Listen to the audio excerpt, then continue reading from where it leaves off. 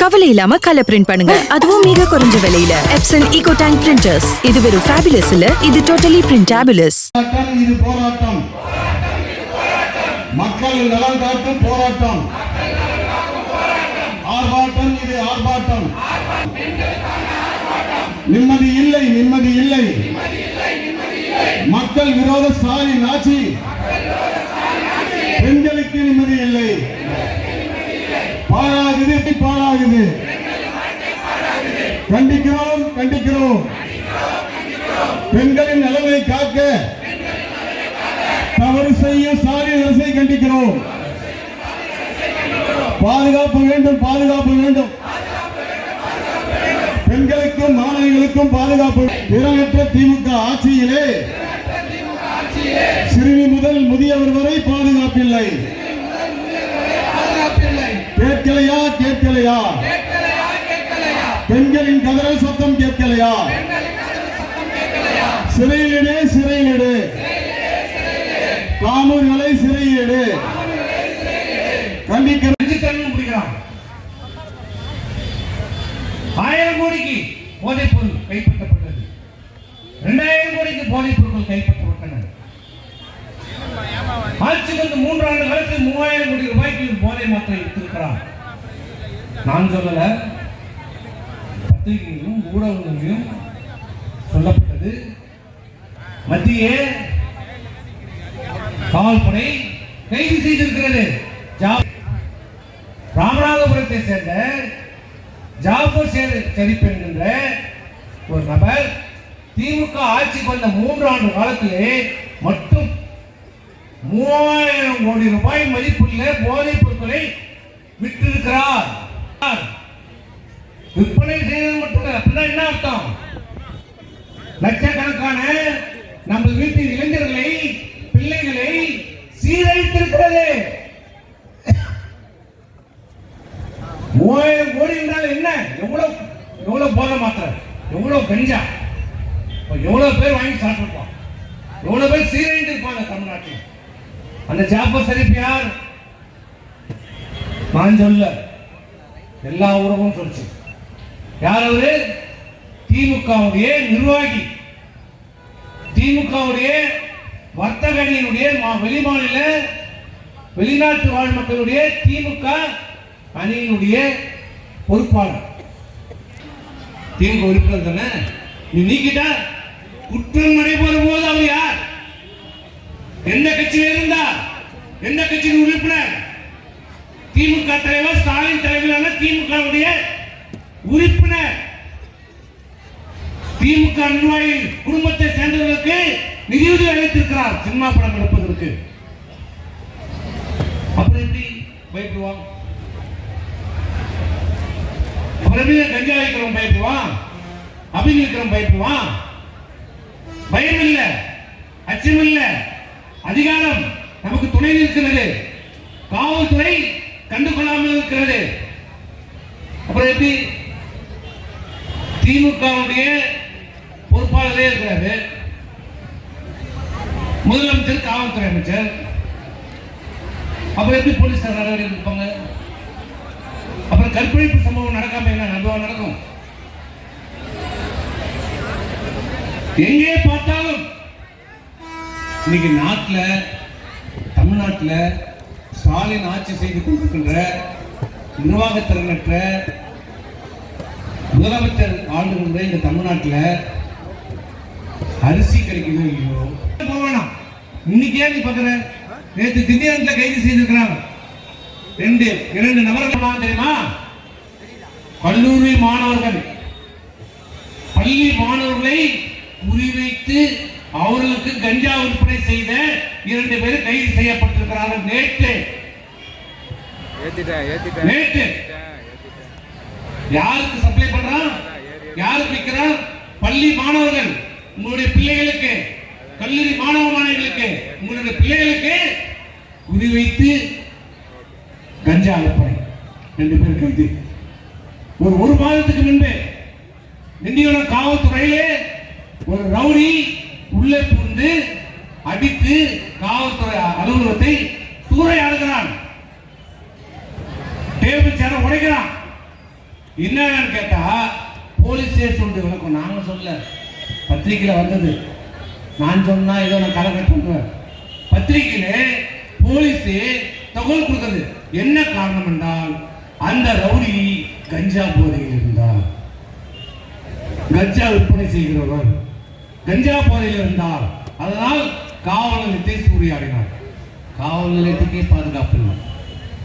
நம்மை காப்பாற்ற வேண்டிய காவலருடைய காவல் நிலையமே அடித்து சூறையாடப்படுகிறது கஞ்சா போதையில். அதை கேட்டால் ஏதா தமிழ்நாட்டில் கஞ்சா விற்குது, ஏயா தமிழ்நாட்டில் போதை விற்குது, எங்க பார்த்தாலும் கற்பழிப்பு நடக்குது கேட்டா மத்திய அரசு தமிழகத்தை வஞ்சிக்கிறது. நான் கேட்டது ஏயா கஞ்சா விற்குது? பிஜேபி வஞ்சிக்கிறது. கீழ்நிலையில் இருக்கிற அலுவலர்கள் தவறு செய்தால் அவங்க தப்பிச்சிருவாங்க, உங்களை மாட்டி விட்டுருவாங்க.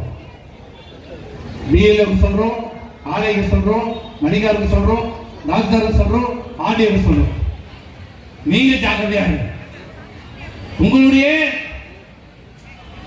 பணியை பாதுகாத்துக் கொள்ளுங்க. கலெக்டர் வந்து காப்பாற்ற மாட்டார். அவர் நாளைக்கு டிரான்ஸ்லேட் அவர் எங்கேயே போயிடுவார், வேற மாவட்டம் நாட்டு செலவர் முதல்ல சென்னையில போய் உட்காந்துப்பார். அவருக்கு ஒன்றும் பிரச்சனை இல்லை. ஏன்னா அவங்க லாபி வேற, ஐஏஎஸ் லாபி.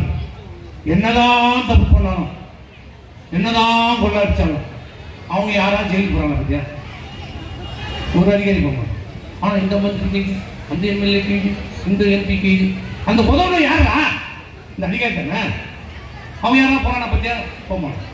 ஆனா அவங்க லாபி பெருசு. அது கீழே இருக்கிற நீ ஜாகிரதையா மாட்டிப்பான். அவன் தப்பிச்சுடுவான், நீ மாட்டிப்பான். ஆகவே தேர்தல் பணிகளை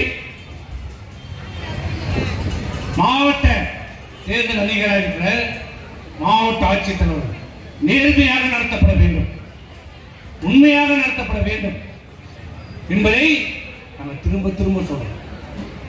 இல்லை என்றால் நேற்றே நாங்கள் தேர்தல் ஆணையத்திற்கு புகார் அளித்து விட்டோம். நேரடியாக சென்று மீண்டும் புகார் அளித்திருக்கிறோம்.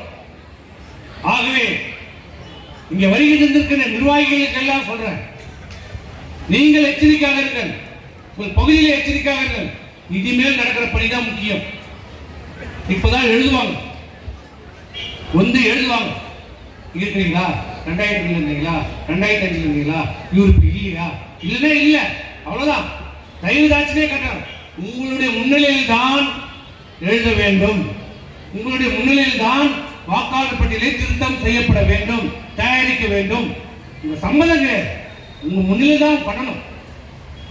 உங்களுக்கு நான் இந்த மாதிரி பண்ண போறேன் வாங்க, நீங்க போயினா அவங்க வெயிட் பண்ண மாட்டாங்க, செய்வாங்க. உங்களுக்கு தகவல் தெரிவிக்கணும். நீ அவங்க தகவல் தெரிவிக்கிறாங்களோ இல்லையோ, காலையில் ஏறியா 8 மணிக்கு ஒரு போன் அடி. யாருக்கும் பாதுகாப்பு இல்லை.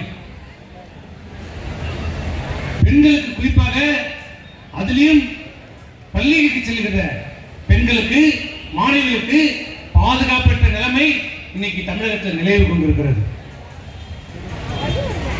அப்பா எந்த அப்பாவையா தான் பொண்ணை கற்பழிக்க பார்த்துக்கிறான்?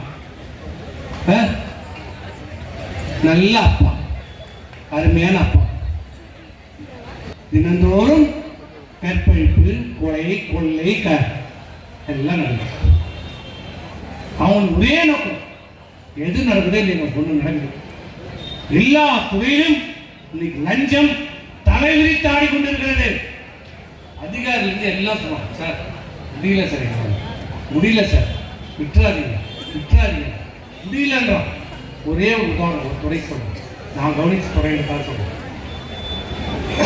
கனிமவள துறையில இன்னைக்கு நடக்குது மிகப்பெரிய கொள்ளை. குவாரி வச்சிருக்காங்கல்ல, மலை கிட்டத்தட்ட 6500 மலை ஏக்கர் இருக்குது தமிழ்நாட்டில். இன்னைக்கு என்ன சொல்றான், ஒரு ஏக்கருக்கு 5 லட்சம் ரூபாய் கொடு. எவ்வளவு? ஒரு ஏக்கருக்கு 5 லட்சம் ரூபாய் இல்லைன்னா நீ நடத்த முடியாது. இல்லைன்னா ட்ரோன் வச்சு உன்னை சர்வே பண்ணுவோம். மாவட்டத்துக்கு மாவட்டம் 20 கோடி 30 கோடி வசூல் பண்றோம். அது மட்டும் இல்ல, கிட்டத்தட்ட ஒரு 4000 கிரஷர் இருக்குது. கிரஷர் மட்டும் கல் உடைக்கிறது. அந்த கல் உடைக்கிறதுக்கு ஒரு கிரஷருக்கு 2 லட்சம் ரூபாய் கேட்கலாம். 2 லட்சம் ரூபாய். இது இல்லாம மாசம் மாசம் அந்தந்த மாவட்டத்தில் இருக்கிற அமைச்சர்களுக்கு பணம் தரணும். இப்படி ஒவ்வொரு துறையிலும் இந்த அரசு இன்றைக்கு ஏலமிட்டுக் கொண்டிருக்கிறது, கொள்ளையடித்துக் கொண்டிருக்கிறது, ஊழல் பெருகி இருக்கிறது. இதெல்லாம் தெரியாம மக்களை ஏமாற்ற. பாத்தீங்களா நான் லண்டன் போனேன், ஜெர்மனி போனேன், முதலீடு போனேன். முதலீடு போன அந்த லட்சணத்தை தான் காரியம் வச்சாங்க. நோக்கியாவே சாம்சங் ஏதோ கம்பெனி பாக்ஸ்கான் சொன்னார். சாயந்தரம் பெருமையா வெளியிட்டார் அறிக்கை. என்னன்னு, இந்தியாவில் தமிழகத்தில் பாக்ஸ்கான் நிறுவனம் ஆயிரக்கணக்கான கோடிக்கணக்கான ரூபாய் 15,000 கோடியில் முதலீடு செய்ய போகிறது என்று அறிவித்துள்ளதுன்னு சொன்னார். காலையில் சொன்னார். சாயந்தரம் அந்த பாக்ஸ்கான் நிறுவனம் ஜப்பான் அந்த மாநிலம் அவங்களுடைய நாட்டிலிருந்து சொல்றாங்க, நாங்கள் எந்த நிலையிலும் எப்பொழுதும் ஒப்பந்தம் போடவில்லை, தமிழகத்திலே நாங்கள் எந்த முதலீடும் செய்யவில்லை என்று